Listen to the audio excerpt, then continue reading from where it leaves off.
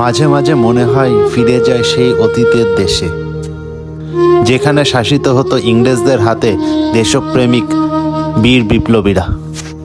তাদের পাশে দাঁড়িয়ে বলতে ইচ্ছা করে যে আমরা তাদের পাশে আছি। সেটা তো কল্পনা, বাস্তবে তো তারা আর নেই। সেই স্মৃতির উদ্দেশ্যে চলে আসলাম আজকে আলিপুর জেল মিউজিয়ামে।